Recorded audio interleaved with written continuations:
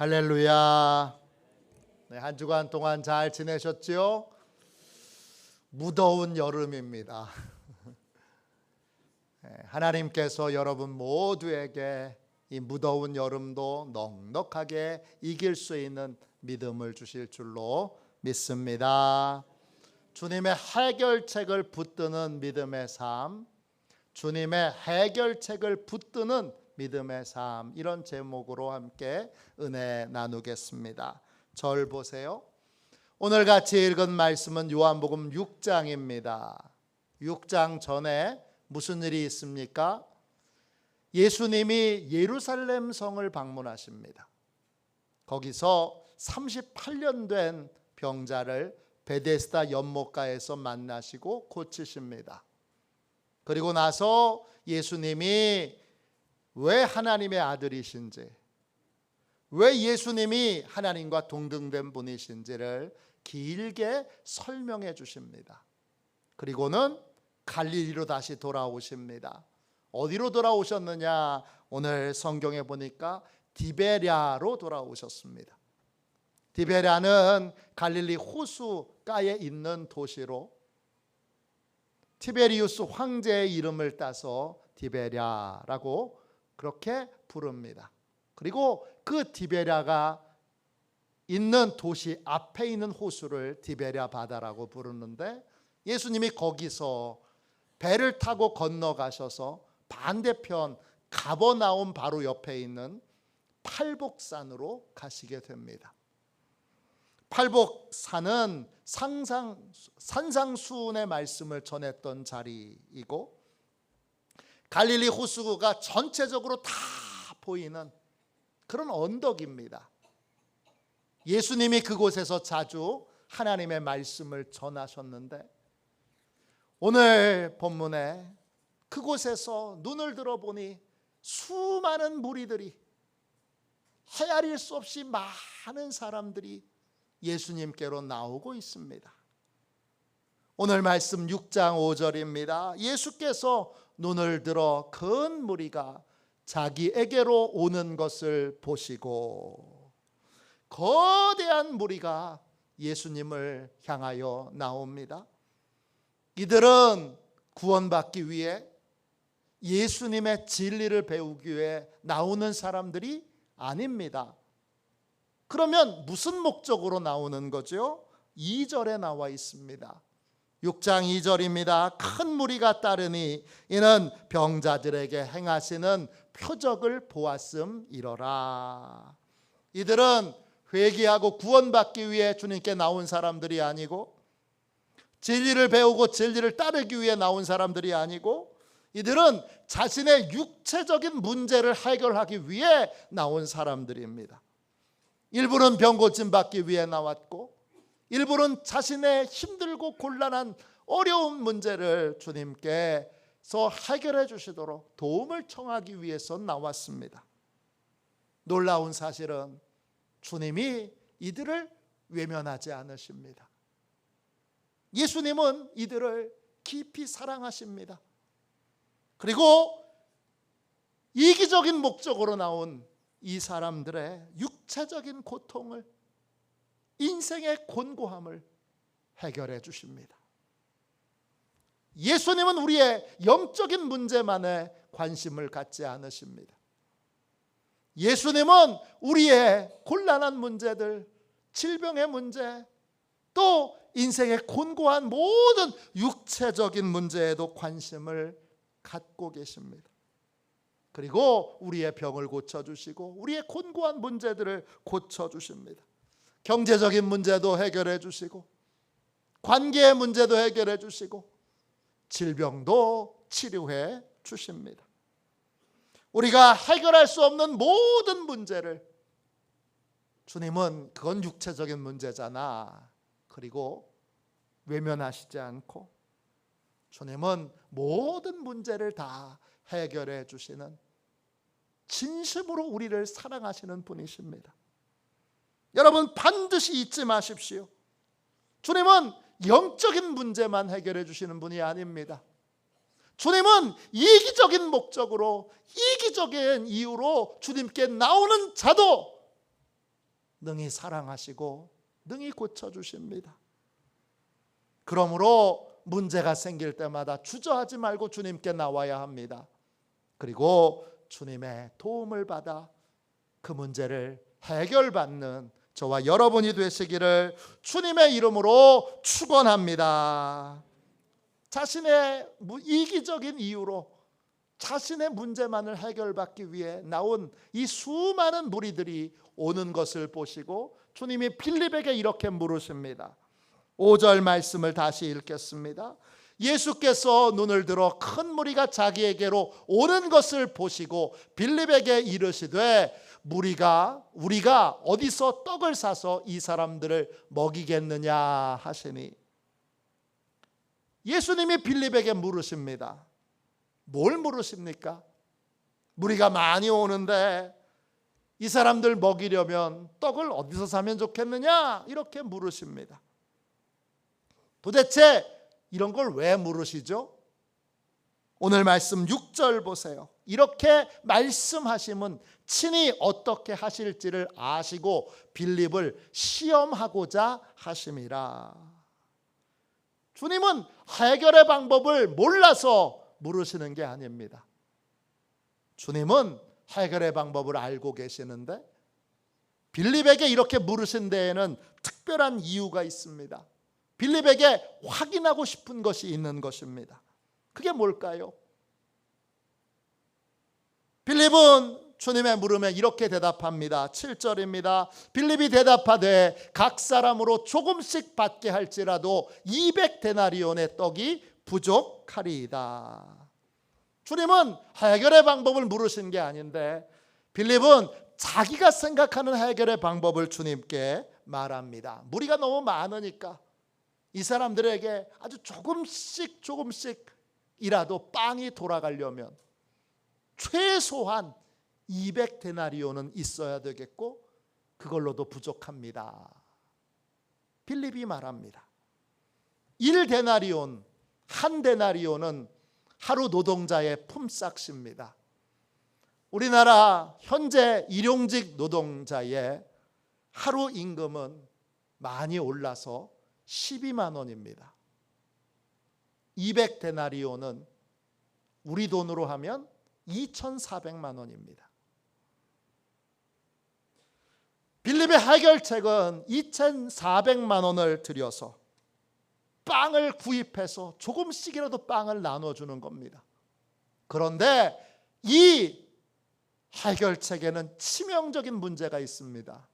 어떤 문제가 있느냐? 예수님께도 제자들에게도 2,400만 원 없습니다. 더 치명적인 문제는 가버나움 근처에는 2,400만 원 어치의 빵을 만들 수 있는 빵 공장이 없습니다. 그러니까 이 빌립이 정확한 통계와 숫자로 해결책을 제시했지만 그 해결책은 실현 불가능합니다. 빌립의 터무니없는 해결책을 옆에서 듣고 있던 안드레가 주님께 또 이렇게 말합니다. 6장 8절 9절입니다. 제자 중 하나 곧 시몬 베드로의 형제 안드레가 예수께 여짜오되 여기 한 아이가 있어 보리떡 5개와 물고기 2마리를 가지고 있나이다. 그러나 그것이 이 많은 사람에게 얼마나 되겠사옵나이까. 안드레는 보리떡 5개와 물고기 2마리를 주님께 보입니다. 예수님, 한 아이가 이걸 가지고 왔습니다. 예수님께 보여드린 거기에는 보리로 만든 빵이 5개가 있습니다. 그리고 요리가 된 아주 작은 물고기가 2개가 있습니다. 물고기 헬라어로 옵사리온입니다. 뜻은 불에 구운 작은 물고기라는 뜻입니다. 요리가 되어 있는 물고기인데 크기가 작습니다. 아마 빵에 끼워 먹는 용으로 사용되는 물고기인가 봅니다. 이걸 안드레가 예수님께 보이면서 자기 생각을 또 이렇게 말합니다. 이것이 이 많은 사람에게 무슨 소용이 있겠습니까? 예수님의 물음에 빌립도 자기 생각을 말하고 안드레도 자기 생각을 말합니다. 그런데 이상합니다. 제자들 중에는 아무도 예수님의 해결책이 뭔지는 묻는 사람이 없습니다. 단 한 명도 예수님은 어떻게 해결하실 생각이십니까? 물어보질 않습니다. 예수님이 빌립과 제자들에게 기대했던 건 무엇입니까? 예수님의 권위를 인정하는 것입니다. 기적은 언제 우리 인생에 찾아옵니까? 예수님의 권위를 내가 인정할 때입니다. 여러분은 누구의 권위로 인생을 살고 계십니까? 나의 권위로 인생을 사는 사람이 있고 주님의 권위로 인생을 사는 사람이 있습니다. 나의 권위로 사는 사람은 나의 해결책을 붙들고 인생을 삽니다. 내 생각, 내 판단, 내 계획만을 붙들고 인생을 삽니다. 예수님의 권위로 사는 사람은 내가 보기에는 불가능해 보여도 예수님이 말씀하시는 해결책을 붙들고 예수님이 말씀하시는 그 해결책을 따르는 삶을 살아갑니다. 예수님이 빌립에게 질문하셨습니다. 예수님은 빌립에게 예수님의 권위를 인정하는 사람이 되기를 기대하셨습니다. 만일에 빌립이 예수님의 권위를 인정했다면 이렇게 주님께 말했을 겁니다. 주님, 제게는 해결의 방법이 없으나 주님께는 해결의 방법이 있는 줄로 믿습니다. 제가 무엇을 어떻게 해야 이 많은 사람을 먹일 수 있을까요? 안드레도 주님의 권위를 인정했다면 이렇게 고백했을 겁니다. 주님, 한 소년이 보리로 만든 떡 5개와 요리된 작은 물고기 2마리를 가지고 왔습니다. 이걸로 무엇을 어떻게 하면 좋을까요? 기적은 주님의 권위를 인정할 때 우리 인생에 임하게 됩니다. 내 인생엔 한 번도 기적이 없었다면 나는 주님의 권위를 인정하는 삶을 살았는가 점검해 보십시오. 우리가 만나는 많은 사람들, 심지어는 교회에서 신앙생활하는 사람들 중에도 권위를 인정하고 존중하는 태도를 한 번도 배워보지 못한 사람들이 있습니다. 이런 사람들은 권위를 존중하는 법을 배워야 합니다. 그래야 기적을 체험할 수 있습니다. 권위를 존중하는 훈련의 핵심은 존중입니다. 존중의 훈련을 해야 합니다. 다윗은 존중의 훈련이 잘 되어 있는 사람입니다. 그래서 목동 출신이지만 하나님이 귀하게, 복되게, 위대하게 쓰셨습니다. 다윗은 주님을 나보다 높은 바위라고 불렀습니다. 시편 61편 2절입니다. 내 마음이 약해질 때 땅끝에서부터 주께 부르짖으오리니 나보다 높은 바위에 나를 인도하소서.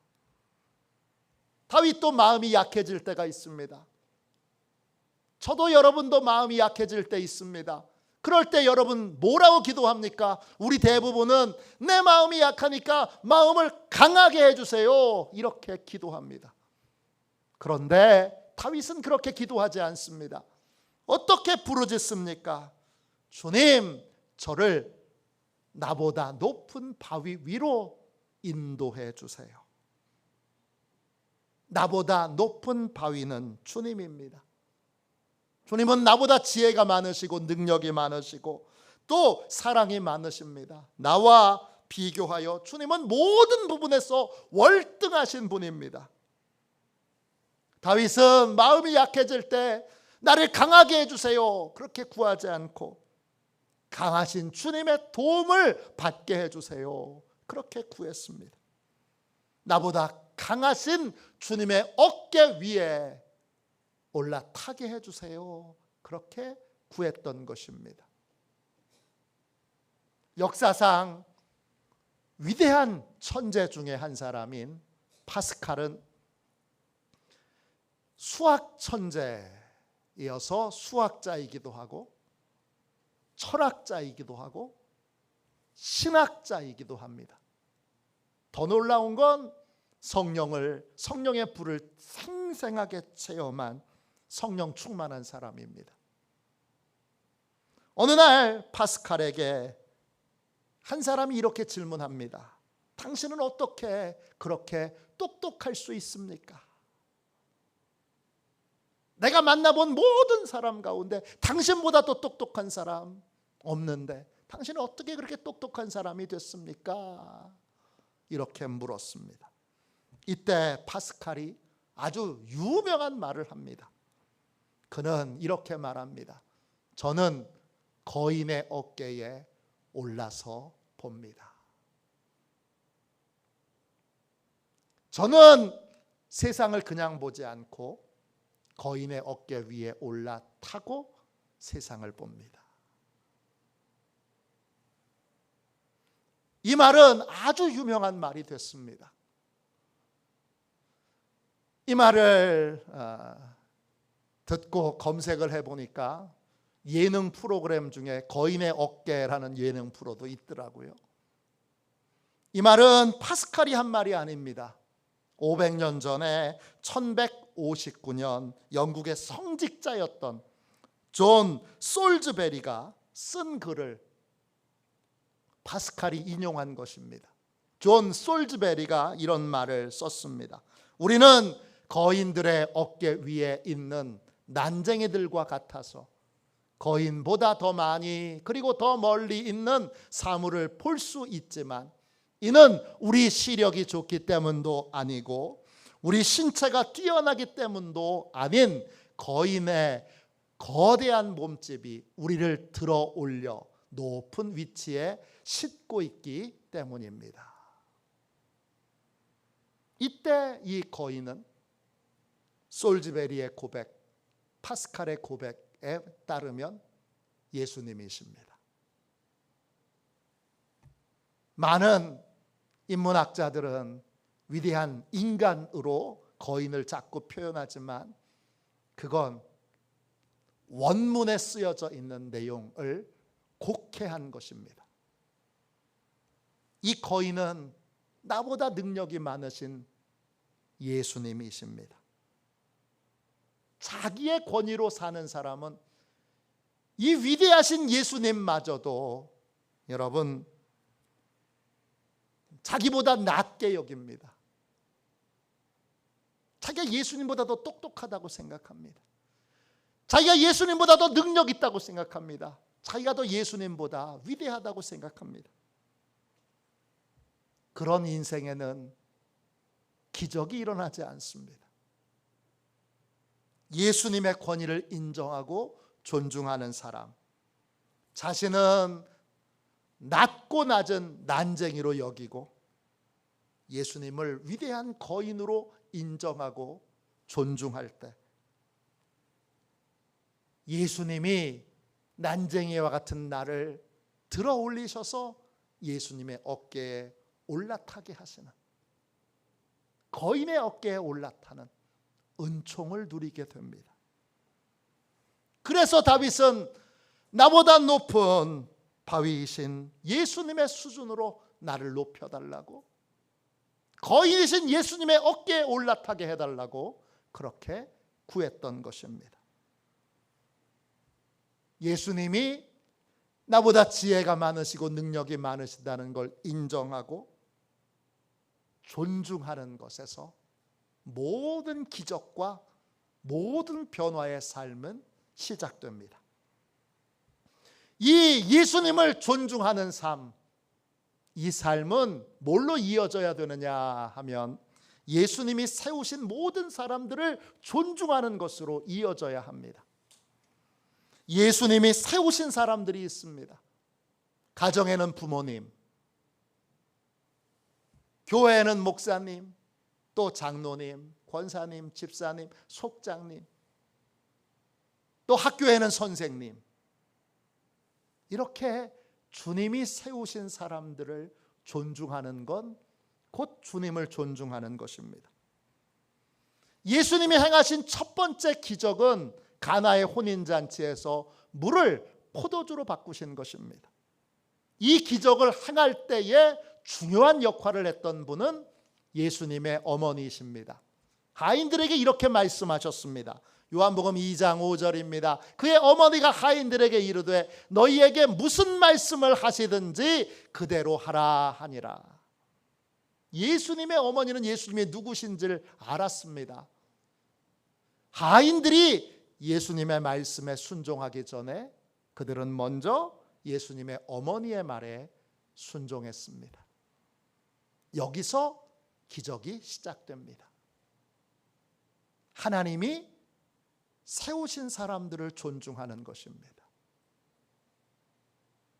제 친구 목사가 교회를 개척했을 때 교인들이 이제 한 10명쯤 모였을 때 집사님이 기도만 하면 항상 이런 기도를 드립니다. 주여 어린 종을 붙들어 주시고. 그래서 어느 날 제 친구 목사님이 설교하면서 얘기했습니다. 의사 선생님한테 가서 의사 선생님 대학교 졸업하자마자 병원 개업하면 그러면 많아야 30대 초반인데 어린 선생님 이렇게 부르세요? 그렇게 설교 시간에 아예 노골적으로 얘기를 했어요. 그랬더니 그 집사님이 그때부터 다시 이렇게 기도합니다. 주님, 젊은 종을 붙들어 주셔서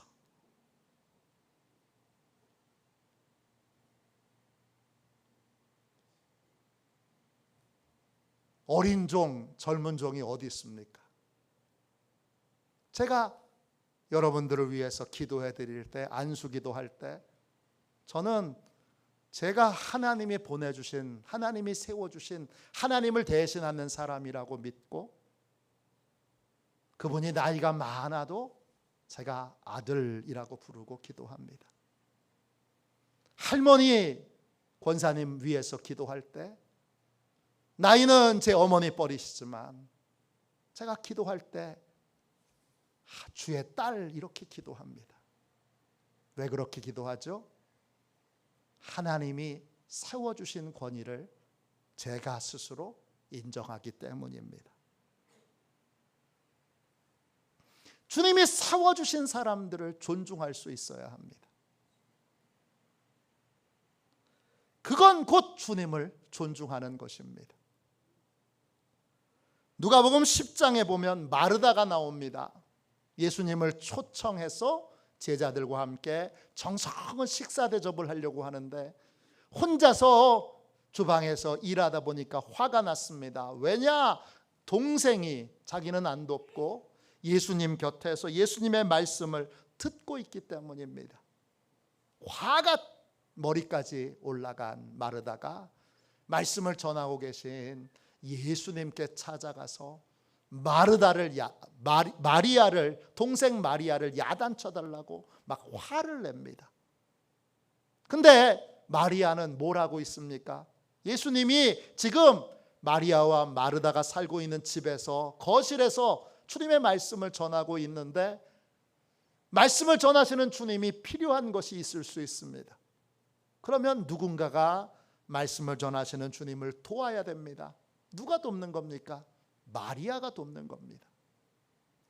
마리아도 마르다 못지않게 중요한 일을 하고 있는 겁니다. 그런데 마르다는 자기가 하는 일은 중요하고 다른 사람이 하는 일은 중요하지 않다고 여깁니다. 이렇게 동역자를 존중하지 않는 태도를 우리가 마르다 증후군이라고 부릅니다. 이건 결국 예수님을 존중하지 않는 것입니다. 나중에 마르다가 식사를 아주 거창하게 차렸다고 생각해 보세요. 그렇지만 그 식사를 하고 있는 예수님과 제자들은 마음이 불편합니다. 왜? 화가 머리끝까지 났던 마르다가 차려준 음식이기 때문입니다.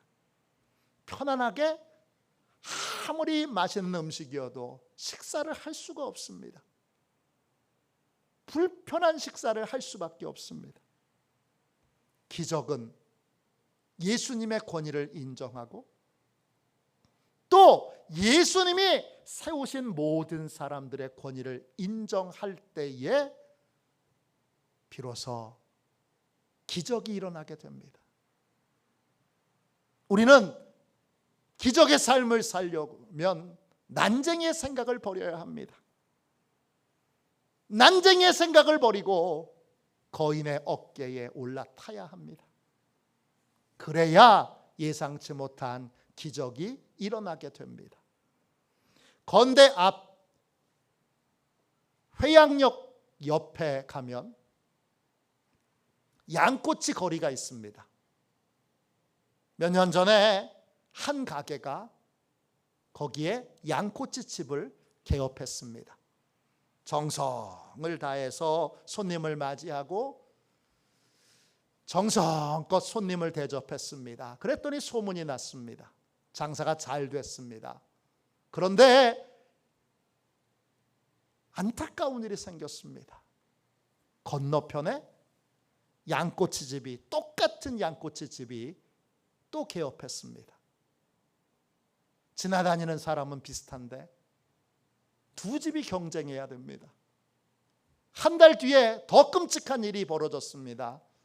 가게 건너편에 바로 옆에 새로운 똑같은 양꼬치집이 또 생겼습니다. 그런데 이렇게 한두 집씩 생겨서 2년 동안 양꼬치집이 41개가 생겼습니다.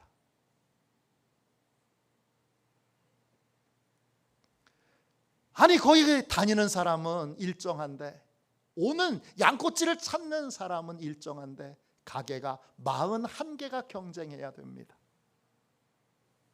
그런데 예상치 못했던 놀라운 일이 일어났습니다. 구청에서 그 거리를 아예 양꼬치 거리로 만들고 아치를 세워줬습니다.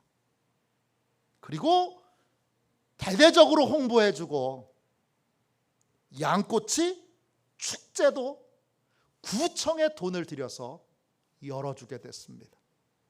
그러니까 이제는 양꼬치를 먹기 위해서 전국에서 몰려드는 명소가 됐습니다. 41개 모든 가게가 예외 없이 다 잘 되고 있습니다. 난쟁이들은 생각합니다. 내가 잘 되려면 남이 망해야 돼. 이건 철저히 난쟁이의 생각입니다. 자기의 권위로 사는 사람은 늘 난쟁이의 생각에 갇혀서 인생을 삽니다.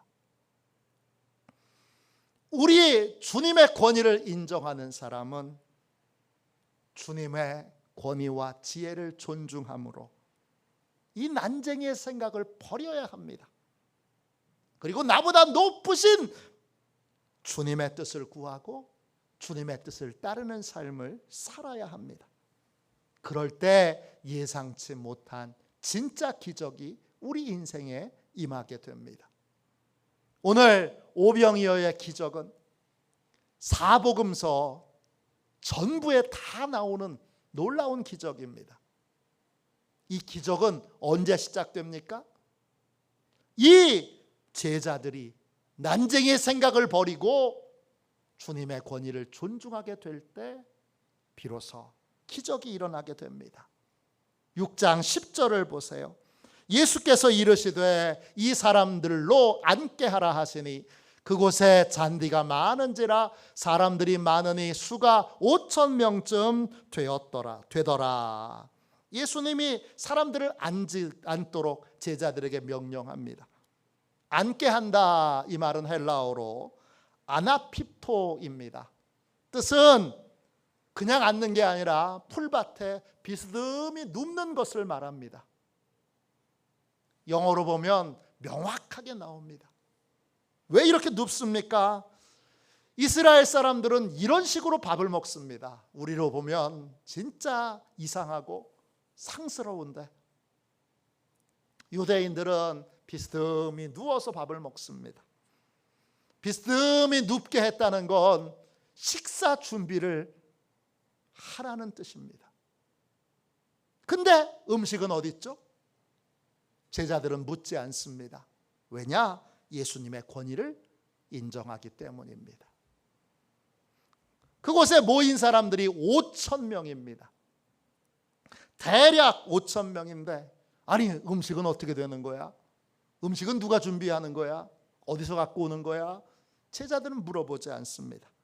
주님의 권위를 인정하고 주님이 해결책이 있으시겠지 믿고 아무것도 믿지 않고 그냥 따릅니다.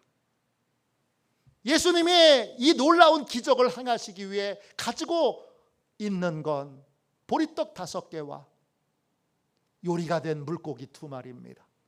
그걸 가지고 주님이 축사하십니다. 축사한다, 이 말은 헬라어로 유카리스테오입니다. 하나님의 선하신 은혜에 감사한다, 이런 뜻이에요. 즉 감사 기도를 드린 거예요. 그게 전부예요. 기적을 행해야 되는데 주님이 하신 건 감사 기도가 전부예요. 제자들은 불안한 마음에 그걸로 되겠어? 이렇게 묻지 않습니다. 감사 기도를 드린 다음에 주님이 제자들에게 나눠주라고 하십니다.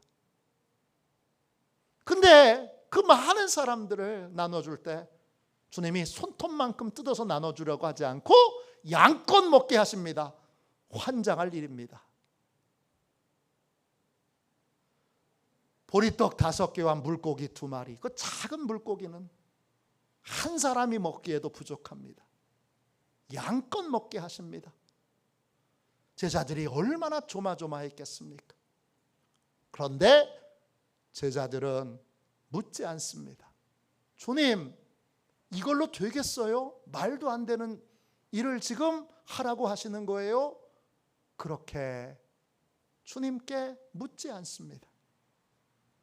그들은 양껏 먹는 사람들에게 양껏 드시라고 빵을 나눠줍니다. 더 주세요. 또 줍니다. 부족해요. 더 주세요. 또 줍니다.